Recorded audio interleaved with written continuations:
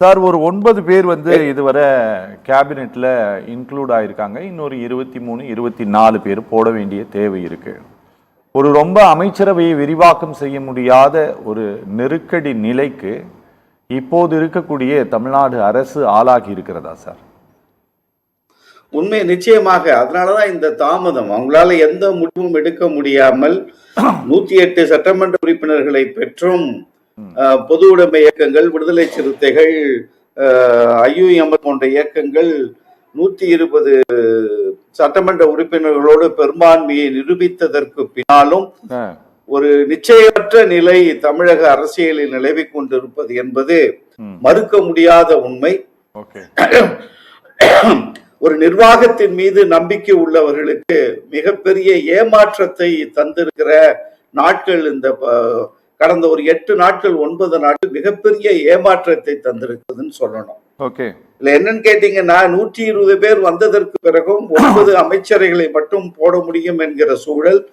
காங்கிரஸ் 2 அமைச்சர் பதவி கேட்டுக்கிட்டு இருக்காங்க, கடும் போட்டியில் இருக்கிறது. அதிமுக வருவதாக அந்த குரூப் 25 24 பேர் கொடுத்திருக்கிற அந்த லிஸ்ட் படி அவர்கள் ஒரு 6 இருந்து 9 அமைச்சர்களை கேட்கிற நிலை. இந்த நிலைகளால் முழுமையான அமைச்சரவையை விரிவாக்கம் செய்ய முடியாமல் தமிழக முதல்வர் மாண்புமிகு ஜோசப் விஜய் அவர்கள் தடுமாறி கொண்டிருக்கிறார் என்று சொல்லணும். இதுல முக்கியமாக என்ன இப்ப பிரச்சனைன்னு கேட்டீங்கன்னா, இந்த 9 அமைச்சர்களுக்குமே எல்லோருமே புதியவர்கள். அந்த துறை சார்ந்து இன்னும் அடிப்படை செய்திகளை கூட அறிந்து கொள்ளாதவர்கள். இதுவரையிலும் சட்டமன்றத்தில் இருந்து சட்டமன்ற நடவடிக்கைகளை கவனிக்காதவர்கள், எந்த அனுபவம் இல்லாதவர்கள் தலையில் இந்த பனங்காய தலையில வச்சதுன்னு சொல்லுவாங்க. அந்த மாதிரி பல துறைகளை ஒரு அமைச்சகத்தின் கீழ் கொண்டு ஒரே அழுத்தமாக அவர்களுக்கு கொடுத்திருப்பது என்பதும் அவர்கள் இயல்பு நிலையில் இருந்து அமைச்சரவையை கவனிக்க முடியாத ஒரு இக்கட்டான சூழலில் அந்த 9 அமைச்சர்களும் தடுமாறி கொண்டிருக்கிறார்கள் என்பதுதான் உண்மை. இதுல 2 நிலைகளில் இருந்து நம்ம பார்க்கணும். ஒன்று, இந்த அமைச்சரவை காலதாமதத்தால் நிர்வாக குளறுபடியால் பல துறைகளில் கோப்புகள் தேக்கமடைந்திருப்பதும் பல நலத்திட்ட உதவிகள் மக்களுக்கு சென்றடையாமல் இருப்பதும், இந்த துறை செயலாளர்கள் ஒரு அமைச்சரவை இல்லாத சூழ்நிலையில் அவர்களாக ஒரு முடிவை எடுப்பதற்கு தயங்குவார்கள். நாளைக்கு அது ஏதேனும் குறை குற்றம் வந்தால் அதற்கு தாங்கள் பதிலளிக்க வேண்டும் என்கிற நிலையில் அமைச்சர் வந்ததற்கு பிறகு அமைச்சரவை எடுக்கிற முடிவை ஏற்றுக்கொண்டு ஒரு திட்டத்தை அறிவிக்கலாம். நாம ஏன் போய் வம்பல மாட்டிக்கணும்னு துறை சார்ந்த செயலாளர்கள் எல்லாம் அமைதி காக்கிற ஒரு நிலை ஒரு 3-4 பிரச்சனைகளை இப்பொழுது உருவாக்கி இருக்கிறது. தொழில் துறையில் தேக்கம் அடைந்திருக்கிறது என்பதை நாம் சுட்டிக்காட்டாம இருக்க முடியாது. அதாவது 6 மாத காலம் இவர்களுடைய ஆட்சியினுடைய செயல்பாடுகளை கவனிப்போம், அதற்கு பிறகு அவர்கள் மீது குறை சொல்லலாம் என்கிற நிலை இருந்தாலும், ஆனால் இப்பொழுது நடந்து கொண்டிருக்கிற அரசியல் ரீதியான காலதாமதங்கள், அரசு அமைப்பதில் ஏற்பட்டிருக்கிற தாமதங்களால் ஏற்பட்டிருக்கிற குழப்பங்களை எடுத்து சொல்லுகிற கடமையும் பொறுப்பும் நமக்கு இருக்கிறது என்பதாகவே நான் அறிகிறேன். இதுல தொழில்துறை முடக்கம் என்பதும் முதலிலேயே இப்ப 15,800 கோடி ரூபாய்க்கான அந்த விமான சோதனை பயண அந்த அமைப்பு களம் என்பது 3 மாத காலம் திராவிட முன்னேற்ற கழக ஆட்சியில் போராடி கொண்டு வருவதற்கு இறுதி கட்டத்தை எட்டியிருந்த நிலையில் எந்த பேச்சுவார்த்தையும் தொடராமல் அறுதி பெரும்பான்மை இல்லாத ஒரு அரசு அமைகிற பொழுது பொதுவாகவே இந்த தொழில்துறையினர் நம்பிக்கை இழப்பார்கள். அவர்கள் தொழில்களை துவங்குவதற்கு தாமதம் செய்வார்கள். இது இயல்பு. இது நான் ஒரு இண்டஸ்ட்ரி நான் இன்வெஸ்ட் பண்ணணும் அப்படின்னா இன்வெஸ்ட் பண்ணக்கூடிய சூழ்நிலை தமிழகத்தின் அரசியல் தளத்தில் நிலவுகிறதா என்று சொன்னால் இல்லை. அறுதி பெரும்பான்மை இல்லாமல் பல கட்சிகளை இணைத்து கொண்டு ஆட்சி அமைப்பவர்கள் எந்த நேரத்திலும் எந்த முடிவும் எடுக்க முடியாத ஒரு தன்மாற்ற நிலையில் இவர்கள் இப்பொழுது இருக்கிற பொழுது பல கட்சிகளில் இருந்து அதிமுக போன்ற பெரிய கட்சிகளில் இருந்து பழைய ஜாம்பவான்கள் எல்லாம் ஒரு 6 பேர் 9 பேர் அமைச்சராக வருகிற பொழுது ஒரு இயக்கத்தினுடைய அடிப்படை சிந்தனை சித்தாந்தங்களில் இருந்து விலகி நிற்கக்கூடிய சூழ்நிலையில் ஏதோ ஆட்சி நடத்தணும், ஏதாவது ஒண்ணு செய்யணுமேங்கிற நிலைப்பாடு இருக்குமே தவிர வளர்ச்சியை நோக்கி பயணமாக இருப்பதற்கு வாய்ப்பில்லை என்பது தொழில்துறையின் தேக்கமும் இப்பொழுது விவசாயிகள் தங்கள் நெல்லை கொள்முதல் செய்யவில்லை, மழையில் நனைந்து கொண்டிருக்கிறது என்று சாலை போராட்டங்களை நடத்தி கொண்டிருப்பதும், சட்டம் ஒழுங்கு மிக மிக மோசமான நிலையில் கடந்த 5 நாட்களில் 21 கொலைகள் என்று நமக்கு வருகிற தகவல்கள் சொல்லுகிறது. திருச்சியிலிருந்து சென்னைக்கு CLIRக்கு ஆய்வு செய்வதற்காக இந்த மாணவி காரில் கடத்தப்பட்டிருக்கிறார். பெண்களுக்கு எதிரான குற்றங்களும் கொலை குற்றங்களும் 12 வயது 13 வயது சிறுவன் அடித்து கொன்று புதைத்திருக்கிற செய்திகள் எல்லாம் தொடர்ந்து வருகிற பொழுது இந்த நீங்கள் அமைச்சரவை 9 பேர் கொண்டு வந்துட்டோன்னு பெருமைப்பட்டுக் கொள்ளக்கூடிய இடத்தில் இல்லை.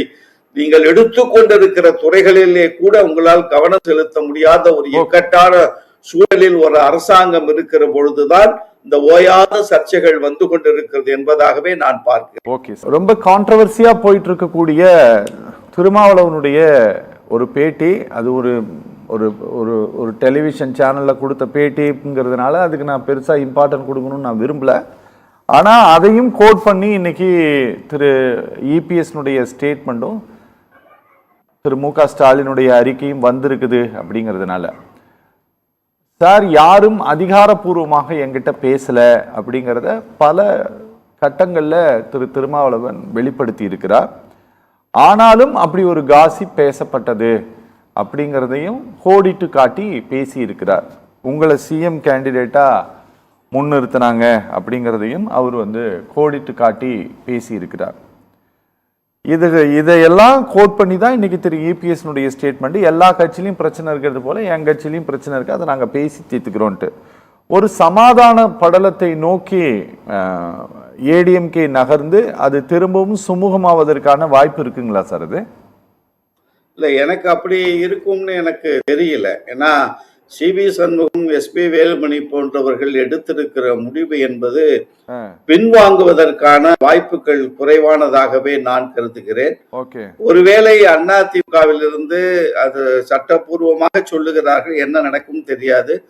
ஆளுநர் முடிவெடுத்து அவர்கள் சட்டமன்ற பதவியை பறித்தாரே ஆனால் அவர்கள் தனி கட்சி ஆரம்பித்து தாவேகாவுடன் கூட்டணி அமைப்பதற்கு வாய்ப்பு இருக்கும் என்பதாகவே என்னுடைய 40 ஆண்டுகால அரசியல் அனுபவத்தில் என்னுடைய பார்வை அப்படிதான் இருக்கு. ஆனால் எடப்பாடியார் அவர்கள் கடந்து வந்த பாதையில் அவர் செய்த தவறுகள் நிறைய இருக்கு. நம்ம அதை தாண்டி சோதனை வந்த பொழுதெல்லாம் அதை தாண்டி தன்னுடைய தலைமை பண்பை, தலைமையை தக்க வைத்துக் கொள்ளுகிற இடத்தில் கடந்த 5-6 ஆண்டுகளுக்கு 5 ஆண்டு இப்போ ஒரு 5 ஆண்டு ஒரு 10 ஆண்டு காலம் அவர் அதை நிலைநிறுத்தி இருக்கிறார் என்ற நிலையில் அவர் அதிமுகவை எவரிடமும் கொடுத்து விடாமல் தன் தலைமையின் கீழ் நடக்கிற இயக்கமாக அதை தொடர்ந்து கொண்டு செல்வார் என்றுதான் நான் நினைக்கிறேன். ஒன்று. இரண்டாவது, நான் முதல் சுற்றிலே எடுத்து வைத்த கருத்தை முழுமையாக உள்வாங்கவில்லை என்று நினைக்கிறேன். சகோதரர் செங்கை பத்மநாபன் அவர்கள் இந்த பாஜகவினர் பல பேரும் அதிமுகவில் ஒரு சிலர் அவர் எதையும் உள்ளலாம் வாங்க மாட்டாரு. இல்ல, அதான் அது பாஜகவில் பொதுவாக பாஜகவினர் கையாளுகிற நடைமுறை, ஒரு சில அதிமுகவிலிருந்து விவாதத்திற்கு வருபவர்கள் கையாளுகிற நடைமுறையை நான் எடுத்து வைத்த கருத்திற்கு உடனே வைகோ அவர்களை கொண்டு வந்து இந்த உள் நுழைத்து தனிச்சின்னத்தில் நின்றிருந்தால் முதல் ஆளாக சென்று ஆதரவு கொடுத்துப்பார் என்று அவருடைய எண்ணங்களை இந்த இடத்தில் பதிவு செய்தது எதற்காக எனக்கு தெரியல. நான் எடுத்து வைத்தது எந்த குற்றச்சாட்டையும் இந்த அரசாங்கத்தின் மீது 6 மாதங்களுக்கு வைக்க மாட்டோம். ஆனால் இந்த அமைச்சரவை அமையாத சூழ்நிலையில், குறுகிய காலம் என்றால் பரவாயில்லை, அமைச்சரவை அமையாத சூழ்நிலையில் இப்போது என்னவெல்லாம் நடந்து கொண்டிருக்கிறது, கொடுக்கப்பட்ட அமைச்சர்களுக்கே அழுத்தம் அதிகமாகி இருக்கிறது, பல துறைகளில் செயல்பாடு சொன்னாரு திறமையான அதிகாரிகள்னு, அதெல்லாம் செய்ய மாட்டாங்க. தொடர் திட்டங்கள் மட்டும்தான் கவனம் செலுத்துவாங்க தவிர புதிதாக ஒரு அரசு எடுக்கிற திட்டங்களுக்கு இவங்கெல்லாம் செய்ய மாட்டாங்க. ஒன்றும் இல்லை, இன்னைக்கு அஸ்தினாபுரம் மேல்நிலை பள்ளி குரோம்பேட்டையில் இருக்கிற பள்ளியினுடைய பெற்றோர் ஆசிரியர் கழகத்துல இருக்க, இன்றைக்கு இந்த 6ஆம் வகுப்புலேருந்து விண்ணப்ப படிவங்கள் அட்மிஷன் கொடுக்கறதுக்கு இன்னைக்கு பெற்றோர் ஆசிரியர் கழகமும் பள்ளி மேலாண்மை குழுவும் இன்னைக்கு கூடி விவாதிச்சோம். இந்த பள்ளியினுடைய தலைமை ஆசிரியர் சொன்னது, முதன்மை கல்வி அலுவலர் என்னவெல்லாம் இந்த கல்வி ஆண்டில் செய்ய வேண்டும் என்று எங்களுக்கு கட்டளை இருக்கிறார் என்று நிறைய செய்திகளை சொன்னாங்க. 25% அட்மிஷன் அதிகமாக்கணும், தமிழ் வழி கல்வியில மாணவர்கள் அதிகம் இந்த மாதிரி சொல்லியிருக்காங்கன்னு அவங்க சொல்லுகிற பொழுது நான் அந்த இடத்தில் இருந்து நினைத்தது என்ன என்றால், இது தொடர்ந்து நடைபெற்று கொண்டு வருகிற பொழுது ஒரு முதன்மை கல்வி அலுவலர் இந்த செயல்பாட்டை அடுத்த கட்டத்திற்கு நகர்த்தி விடுவார். இது இயல்பு. ஆனால் ஒரு அரசு புதிதாக நினைக்கிற திட்டங்களை எல்லாம் ஒரு ஒரு கடுமையான சூழல் ஏற்படுகிற பொழுது அந்த சூழலை சமாளிக்கிற இடத்திற்கு துறை சார்ந்த செயலாளர்கள் உடனடியாக போவதற்கு தயங்குவார்கள். அதற்கான காரணத்தை நான் சொன்னேன். அண்ணன் சகோதரர் செங்கை பத்மநாபன் அவர்களே, நான் வைத்ததெல்லாம் நிர்வாக ரீதியில் அமைச்சரவை அமைக்க முடியாத சூழலில் இன்றைக்கு தமிழகம் சந்தித்துக் கொண்டிருக்கிற சவால்கள். சரி, அதை விட்டுருங்க. நீங்க ஆட்சி தீர்க்கமா திங்க் பண்ணி யோசிச்சு எடுக்கிற முடிவை போய் நீங்க காலதாமதம் சொல்றது ஏற்க முடியுமா தலைவா? நீங்க எவ்வளவு 40 ஆண்டு காலம் பழுத்த அனுபவம் கொண்டவர், நீங்க சொல்லலாமா 4.5 ஆண்டு காலம் நிர்வாகம் எப்படி இருந்தது, இந்த 6 மாதம் எப்படி நிர்வாகம் இருந்தது உங்களுக்கு தெரியாதா? 6 மாதமா? கடைசி 6 மாசம் எப்படி இருந்ததுன்னு தெரியாதா? அதனுடைய விளைவு தானே இந்த ரிசல்ட். திமுக ஆட்சி என்பது பொற்கால ஆட்சி. இன்னும் கொஞ்ச நாள்ல உங்களுக்கு தெரியும். நாங்கள் அவர்களோடு இருந்தவர்கள், பயணித்தவர்கள். அது குறித்து திமுக 4 லட்சம் கோடி ஊழல் என்று மனு கொடுத்த நிலை மறந்துட்டீங்களா? எதிர்கட்சி தலைவர், உங்களுடைய கூட்டணி கட்சி இருக்குல்ல அதிமுக பிஜேபி, அதுல ஒருத்தர் 4 லட்சம் கோடி ஆதரவுன்னு ஊழல் சொல்லிட்டு மனு கொடுத்தாரு கவர்னர் கிட்ட. இப்ப நீங்க எல்லாம் கூட்டணி ஒன்னா ஆயிட்டீங்க, வாழ்த்துக்கள். ஆனா உங்களுடைய முயற்சிக்கு தோற்றதற்கு அனுதாபங்கள். ஒரு நிமிஷம். அண்ணாமலை அப்படிதான் திமுக மீதும் மற்ற கட்சிகள் மீதும் பெரிய ஊழல் குற்றச்சாட்டு சொன்னாரு. இப்ப யாரும் கேள்வி கேட்காதீங்க, 7 நாட்கள் கழித்து நான் உங்களை சந்திப்பேன், நீங்க கேட்கிற கேள்விகளுக்கு பதில் சொல்வேன்னு சொன்னாரு. 4 லட்சம் கோடி என்று ஒரு பேப்பர்ல எழுதி கொண்டு போய் ஆளுநர்கிட்ட கொடுத்தார்களே தவிர அதை நிரூபிப்பதற்கோ இல்ல, ஆளுநர் அந்த அரசாங்கத்துக்கு எதிர்நிலையில் இருந்தாலும் அதை அந்த பேப்பரை எடுத்து தூசி தட்டி கூட ஆளுநர் பார்க்கல. அவருக்கு தெரியும் இந்த அரசியல் ரீதியான குற்றச்சாட்டு இருக்க வலுவான ஆதாரங்கள் எதுவும் இல்ல. அப்ப நீங்க வைக்கிற குற்றச்சாட்டுகளையும் வெயிட் அண்ட் வாட்ச், அவசரப்பட்டு குற்றச்சாட்டு சாதாரண நபரிடம் இருந்து இல்ல, ஏறத்தாழ பல ஆண்டுகள் சிஎம் இருந்த ஒரு நபர், ஒரு கட்சியினுடைய தலைவர். அதற்கு ஆதாரங்கள் கொடுத்திருந்தால் ஆளுநர் நிச்சயமாக அந்த பேப்பரை தூசி தட்டி எடுத்திருப்பார். அது அவருக்கு கிடைத்த வாய்ப்பு. அந்த ஆளுநர் கொடுத்த பேப்பரை வழக்கம் போல் கோப்புகளில் அடுக்கி வச்சுட்டு போயிருக்காரு. நீங்க வேணா இப்ப இருக்கிற ஆளுநர் போய் சொல்லி அந்த பழைய கோப்புகளை எல்லாம் இப்பொழுது வந்திருக்கிற பகுதி நேரமாக வந்திருக்கிற ஆளுநர் கிட்ட போய் நீங்க உங்களுடைய அறிவுரையை சொல்லி பழைய கோப்புகள் எல்லாம் தேட சொல்லுங்க. அது ஒண்ணும் பிரச்சனை இல்லை, அதை பார்த்துக்கலாம். இரண்டாவது ஒரே ஒரு செய்தி மட்டும் சொல்லிடலாமா? இடைமறித்தல் நிறைய வந்தது. ஆமா, இப்போ நான் வைத்தது எல்லாம் நிர்வாக ரீதியாக ஏற்பட்டு இருக்கிற குழப்படிகள். இன்றைக்கு ஒரு காட்சியை பார்த்தேன். 10 ரூபாய் டாஸ்மார்க், 20 ரூபாய் டாஸ்மார்க்னாங்க, இன்னைக்கு 50 ரூபாய்க்கு போயிருக்கிறது என்றும் நேரடியா ஒளிப்பட காட்சிகளாக ஒரு சட்டமன்ற உறுப்பினர் இந்த மாதிரி டாஸ்மார்க்ல தப்பு பண்ணா என்கிட்ட உடனே சொல்லுங்க, நடவடிக்கை எடுக்கும் போது கீழே 4 பேர் இங்க வாங்கங்க, இந்த பக்கத்து டாஸ்மார்க்ல நான் 50 ரூபாய் எக்ஸ்ட்ரா கொடுத்து தான் வாங்கியிருக்கேன், அப்படித்தான் வாங்கிக்கிட்டு இருக்கேன், கீழே இறங்கி வாங்க, நான் கூட்டிட்டு போறேன், பாருங்கன்னு சொன்ன உடனே கையை காமிச்சு காரை நகர்த்தி சொல்லி நகர்ந்து போன காட்சிகளை பார்த்தோம்.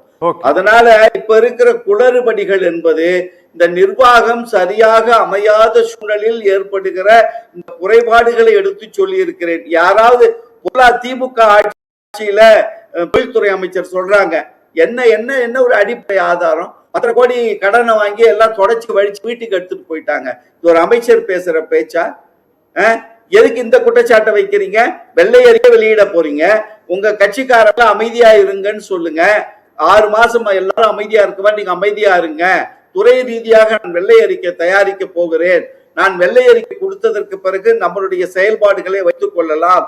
இப்பொழுது விவரம் இல்லாமல், செய்திகள் இல்லாமல், போற போக்குல ஒரு வழிபோக்கன் பேசுற மாதிரியான கருத்துக்களை கடந்த ஆட்சியின் மீது எடுத்து வைத்து விடாதீர்கள் என்று சொல்ல வேண்டிய கடமையும் பொறுப்பும் தமிழக முதல்வருக்கு இருக்குதா இல்லையா?